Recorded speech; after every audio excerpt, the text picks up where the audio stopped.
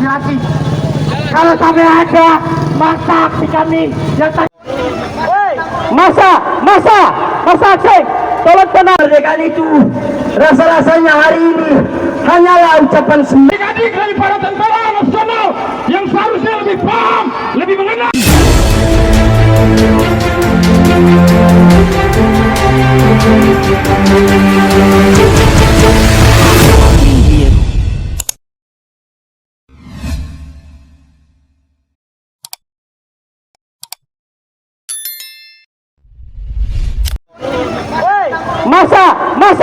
Masa Aceh, tolong tenang.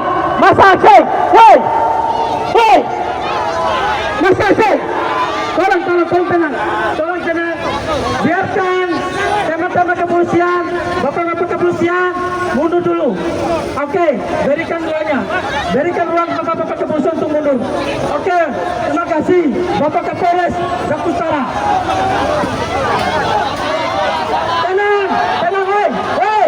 Yang ada di ujung kiri, tenang. Biarkan mereka mundur sampai ujung tanduk itu. Biarkan mereka mundur dulu. Ya, biarkan mundur dulu.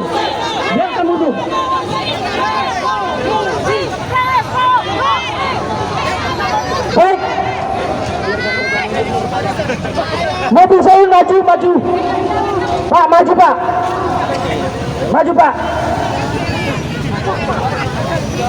Ya, maju Pak. Ya, maju.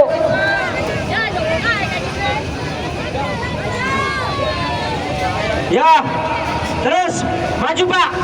Sampai sana, sampai mentok. Ya, maju Pak. Ayo mundur. Woi, itu polisi, dikasih jalur. Tadi dikatakan sampai di sana. Kenapa masih dihalangi? Ayo Pak, maju. Kasih ruang buat Mokom. Kawan-kawan media, kasih ruang buat mobil komando untuk maju ke depan. Kawan-kawan media akan menyampaikan aspirasi.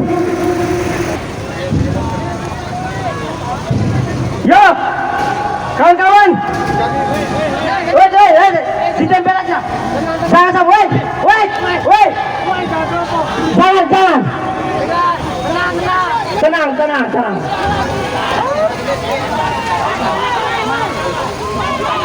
Wait. Tenang. Ya, baik.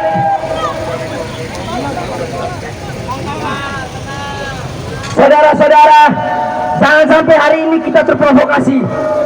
Niat kita kesini untuk menyampaikan beberapa tuntutan kita yang semakin hari semakin tidak didengar oleh pemangku kebijakan. Kita datang ke sini untuk menyampaikan terkait penyalahgunaan kekuasaan di bawah kepemimpinan Presiden Prabowo Subianto dan Gibran Rakabuming Raka. Pilih mahasiswa, pilih rakyat Indonesia, pilih perempuan yang berani melawan. Saudara-saudara, rupanya bangsa yang kita cintai ini semakin hari semakin sengsara. Saya meminta seluruh rakyat Indonesia, mari membangun persatuan dan kesatuan. Ingat, kita bersatu, kita merdeka karena Sumpah Pemuda 28 Oktober 1928. Kita merdeka dengan darah dan air mata, darah para pahlawan yang gugur di medan pertempuran. Namun kemerdekaan itu rasa-rasanya hari ini hanyalah ucapan semata tanpa ada tindakan nyata yang semakin hari semakin menyengsarakan rakyat Indonesia. Saudara-saudara, kami BEM Fakultas C Universitas Bung Karno menyoroti hanya akan menghambur-hamburkan uang rakyat. Semua program-program yang berjalan tanpa adanya evaluasi yang terlebih dahulu, sehingga kegiatan program ini sangat merugikan negara, apalagi program ini hanya digunakan untuk politik kekuasaan yang dilakukan oleh Prabowo Gibran. Betul tidak kawan-kawan? Hari ini kita datang ke sini untuk menunjukkan bahwa negara ini masih ingin menjadi negara yang berdaulat, baik secara ekonomi, politik, maupun ketahanan negara. Namun kebijakan ini rasanya semakin merugikan masyarakat. Prabowo dengan program MBG-nya merugikan banyak uang negara yang baru-baru ini sedang terjadi di kubu Badan Gizi Nasional. Dan apa yang dilakukan Prabowo bukannya memilih orang yang berkompeten, malah memilih orang yang berlatar belakang sebagai media. Ini yang kita sesalkan, saudara-saudara. Yang berikutnya, kami menyoroti tentang kenaikan harga Pertamax. Saudara-saudara, kenaikan harga Pertamax bukan hanya masalah buat pengendara yang menggunakan Pertamax, tetapi buat seluruh rakyat, karena harga kebutuhan pun akan meningkat, daya beli masyarakat pun ikut menurun. Oleh karena itu, kami meminta pemerintah jangan sampai program-program yang dijalankan ini semakin hari semakin menyulitkan masyarakat. Sepakat tidak kawan-kawan? Yang berikutnya, kami juga menyoroti tentang menurunnya nilai tukar rupiah. Saudara-saudara, melemahnya nilai tukar rupiah mengakibatkan harga impor meningkat, biaya produksi pun ikut meningkat. Namun pemerintahan otoriter tidak melaksanakan dengan bijaksana. Nilai tukar rupiah adalah kebijakan moneter. Kebijakan moneter bagaikan pisau bermata dua. Apabila Gubernur Bank Indonesia salah mengambil keputusan, maka akan merugikan salah satu sisinya. Oleh karena itu, kami meminta Gubernur Bank Indonesia agar segera bekerja semaksimal mungkin untuk meningkatkan nilai tukar rupiah demi kedaulatan bangsa Indonesia. Perubahan tidak akan pernah terjadi apabila hari ini kita hanya diam. Suara kita hari ini adalah harapan jutaan anak bangsa yang ingin mendapatkan hidup yang layak, saudara-saudara. Apabila hari ini kita hanya diam, itu adalah pengkhianatan terhadap masa depan bangsa. Betul tidak kawan-kawan? Hidup mahasiswa, hidup rakyat Indonesia, merdeka. Baik, saya memberikan ke orator berikutnya. Merdeka! Terima kasih kepada Bapak Kepolisian Republik Indonesia yang sudah dengan lapang dada menerima tugas dari pimpinan untuk mengarang kita di sini. Yang pada artinya sebenarnya tujuan kami bukan di sini, tetapi di Istana Merdeka. Tetapi Presiden Prabowo Subianto hari ini dengan enaknya menerima tamu dari Jerman dengan menyuruh pihak kepolisian untuk mengarang kita, menghentikan orasi kita di Istana Merdeka. Tentunya ini menjadi salah satu kebijakan dari kepolisian yang begitu bobrok, begitu konyol, menghadang rakyatnya sendiri demi jabatan mereka yang mereka sudah terima. Perlu bapak-bapak kepolisian ketahui bersama bahwa baju dan pangkat Anda yang sudah terpampang di tubuh Anda bukanlah uang Anda sendiri, melainkan uang dari rakyat Indonesia. Uang yang rakyat Indonesia cari dengan darah yang penuh dengan perjuangan. Tetapi perlu kita ketahui bahwa belakangan ini kebijakan dari pemerintah, terutama dari Presiden Prabowo Subianto yang katanya adalah presiden militer. Dan beliau juga perlu kita ketahui, ini adalah resiko kita ketika kita memilih presiden yang sudah dengan nyata melanggar HAM. Perlu itu kita ketahui dan perlu kita lawan, kawan-kawan semuanya. Dan kepada Menteri Pak Bahlil Ganteng yang katanya manis hitam, saya katakan pada hari ini untuk Pak Bahlil segera menstabilkan harga BBM untuk tidak menyusai rakyat Indonesia. Betul tidak, kawan-kawan? Salah satu permasalahan kita sekarang adalah anjloknya rupiah kita. Tentu ini bukan permasalahan yang gampang. Ini adalah bentuk permasalahan yang diawali dari masa pemerintahan Prabowo Subianto dan Gibran Rakabuming Raka, anak kandung dari Presiden Jokowi yang ganteng tengil itu. Perlu kita ketahui bahwa ketika pemerintah kita bobrok, otomatis sampai bawahan, sampai di desa, semua akan korupsi. Korupsi yang paling nyata sekarang adalah program dari Prabowo Subianto itu sendiri yang ia bangga-banggakan, program makan bergizi gratis, yang kenyataannya programnya tidak sesuai wacana dan keinginan rakyat Indonesia. Buktinya apa, kawan-kawan? Buktinya ada korupsi besar-besaran di lembaga BGN. Tentunya korupsi ini ada karena apa? Karena ada kebijakan dari Prabowo Subianto yang tidak ia kawali. Ia hanya enak-enak keluar negeri yang katanya ingin negara kita berdaulat. Tetapi kedaulatan itu kita masih mengemis. Kita masih dijajah oleh negara kita sendiri. Kita dianaktirikan oleh Prabowo Subianto. Dan bukti yang paling nyata, hari ini beliau dengan tampang, dengan muka bengisnya itu masih menerima tamu dari Jerman, kawan-kawan. Itu yang menjadi permasalahan kita hari ini. Kenapa aksi kita dibatasi di tempat ini yang seharusnya di Istana Merdeka, tapi ya takut kita mengganggu suatu kebijakannya dengan orang Jerman yang katanya itu menstabilkan ekonomi. Tetapi apa, kawan-kawan semua? Kenyataannya ekonomi kita masih lemah, masih terus dijajah oleh bangsa kita sendiri. Ekonomi kita dijajah, politik, hukum dan HAM kita. Tentu yang kedua adalah terkait undang-undang Polri.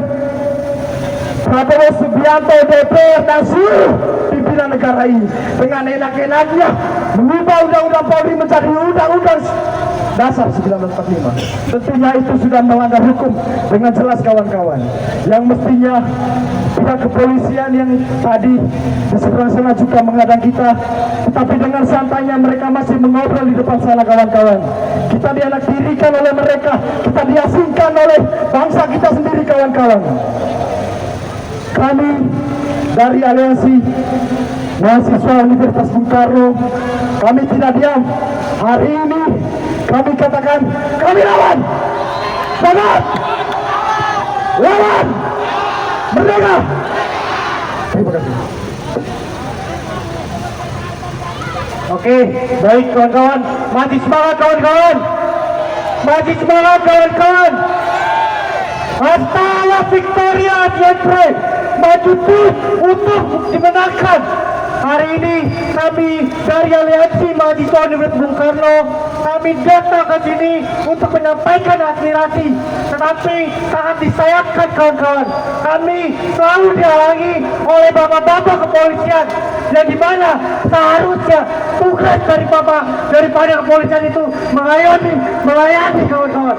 Tapi tidak ada tugas dari bapak-bapak kepolisian itu untuk menghalangi kami untuk menyampaikan aspirasi. Maka kawan-kawan, hari ini kami menyikapi bagaimana permasalahan bangsa yang terjadi pada hari ini.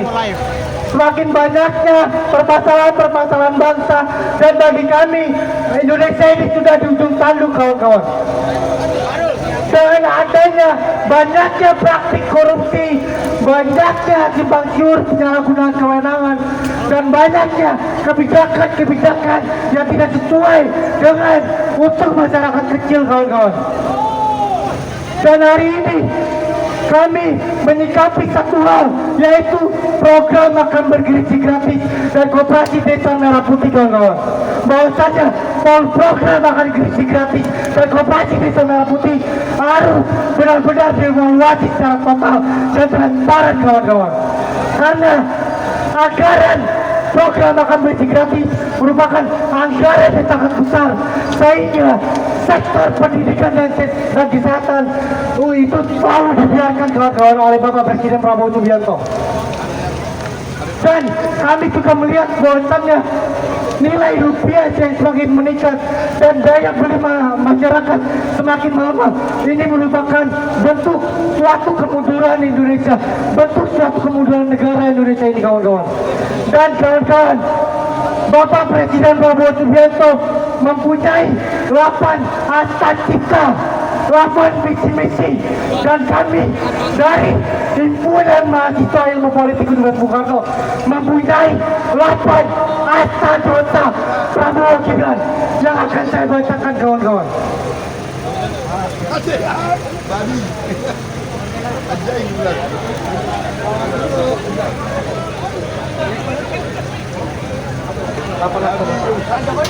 Delapan asta dosa Prabowo Gibran.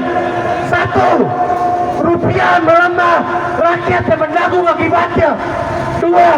BBM naik, hidup makin sesat. 3. NBG lahan korup, sektor pendidikan kesehatan dibiarkan. 4. Tentara dan polisi dicari kerja, sipil disiram air keras dan penjara. 5. Militerisme bangkit, supremasi sipil diterancam, kawan-kawan. 6. Tanah di rakyat dirampas, pemodal diistimewakan. 7. Kritik dibungkam, demokrasi semakin dipersempit. 8. Nasionalisme dijual sebagai slogan, kedaulatan dipertaruhkan dalam kebijakan. Itu 8 asta dosa Prabowo Gibran. Rejim yang bengis, rejim yang tidak berpihak kepada rakyat kecil, rejim yang sangat-sangat bobrok. Mungkin itu saja orasi dari saya, kawan-kawan. Akan lagi. Masih semangat, kawan-kawan. Kita buktikan kepada adik-adik kepolisian, adik-adik dari para tentara nasional yang seharusnya lebih paham, lebih mengenal daripada tupoksinya, malah berdiri menghadang kita mahasiswa yang membawa aspirasi, yang membawa keresahan publik, kawan-kawan. Semangat, kawan-kawan. Saya pegikan semangat perjuangan kita. Hidup mahasiswa, hidup rakyat Indonesia, hidup kaum buruh tani, hidup perempuan yang masih melawan. Hasta la victoria siempre, patria o muerte, menuju kemenangan abadi, tanah air atau mati. Kawan-kawanku sekalian, hari ini publik, hari ini negara kita, negara kesatuan Republik Indonesia tengah dilanda berbagai permasalahan, kawan-kawan.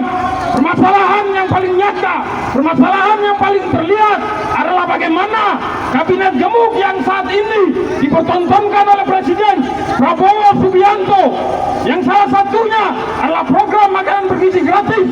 Saat ini mantan Kepala Badan Gizi Nasional sudah ditetapkan sebagai tersangka, yang dimana di dalamnya terdapat berbagai macam dugaan-dugaan tindak pidana yang seharusnya, yang sepatutnya tidak boleh dilakukan oleh pejabat-pejabat negara yang sudah diberikan mandat, yang sudah diberikan kewenangan untuk mengelola dan juga untuk bagaimana mensejahterakan rakyat, kawan-kawan. Kawan-kawanku sekalian, baru-baru ini publik dihebohkan dengan bagaimana proses pergantian Kepala Badan Gizi Nasional yang semulanya dari Bapak Dadan berganti kepada Ibu Tuti, kawan-kawan. Kawan-kawanku, pergantian ini, proses reshuffle yang terjadi apabila kita tidak simak dengan baik-baik, apabila kita tidak kaji lebih jauh, ini hanyalah bentuk peralihan, ini hanyalah bentuk melenggangkan kebobrokan atau kesalahan-kesalahan lama, kawan-kawan. Kawan-kawanku sekalian, bagaimana tidak, bukti-bukti yang tertunjuk saat ini di media menegaskan bagaimana ketika program makanan bergizi gratis diberhentikan untuk sementara, yang memberontak, yang melakukan perlawanan bukan dari masyarakat, bukan dari rakyat Indonesia, melainkan para investor STTG yang sebelumnya sudah menanamkan saham di situ kawan-kawan. Bukti nyata daripada kegagalan rezim ini adalah bagaimana meningkatnya harga bahan bakar minyak kawan-kawan.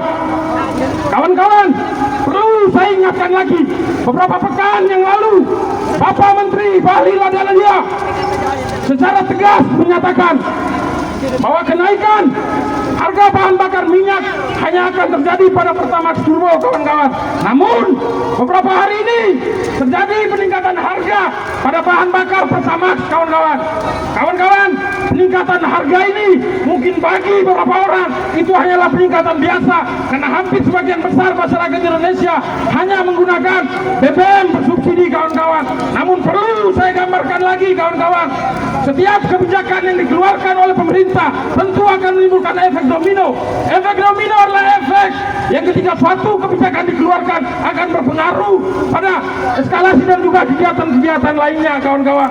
Meningkatnya harga Pertamax tentu akan mempengaruhi hal-hal lain, seperti bagaimana perpindahan daripada para pengguna Pertamax menuju ke Pertalite. Seperti yang kita ketahui kawan-kawan, Pertalite itu adalah bahan bakar bersubsidi. Bahan bakar bersubsidi sejatinya setengah daripada harganya itu ditanggung oleh negara melalui anggaran pendapatan dan juga belanja negara kawan-kawan. Artinya apa kawan-kawan? Apabila hal ini tidak kita sikapi, maka bisa dipastikan dalam beberapa waktu ke depan ini APBN kita akan mengalami pembengkakan akibat dari para subsidi tersebut kawan-kawan. Itu gambaran singkat mengenai kenaikan harga Pertamax kawan-kawan. Lebih baru lagi, muncul pengesahan daripada undang-undang Polri kawan-kawan. Undang-undang yang kami nilai terlalu kontroversial kawan-kawan.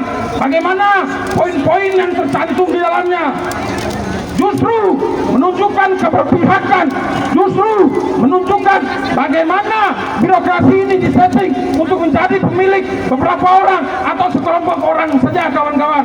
Kawan-kawan, melihat kebusukan yang dibuat oleh pemerintahan, oleh rezim saat ini, apakah kita sebagai kaum intelektual harus diam kawan-kawan? Apakah kita harus diam kawan-kawan? Saya rasa tidak kawan-kawan, karena apabila saat ini kita diam melihat kebusukan dan juga keberokan, maka kita adalah pelaku daripada kejahatan itu sendiri kawan-kawan. Kawan-kawanku sekalian, hari ini kita datang menggelar aksi di depan. Saya sebut ini bukan istana negara ya kawan-kawan. Saya sebut ini adalah jalanan. Bagaimana pemerintah sekarang justru lebih takut kepada suara-suara mahasiswa, suara-suara kebenaran, suara-suara yang terus mengungkapkan fakta dan realita yang seharusnya terjadi di lapangan dan juga harus menjadi atensi dan juga perhatian daripada pemerintah kawan-kawan. Mungkin itu saja orasi singkat sebagai pembangkit perjuangan kita pada sore hari ini dari saya kawan-kawan. Akhir kata dari saya, jika merah tak lagi berani dan jika putih tak lagi suci, maka wajah Ibu Pertiwi hanyalah hadiah daripada korban darah kapitalisasi. Hidup mahasiswa, hidup rakyat Indonesia, hidup perempuan yang masih melawan.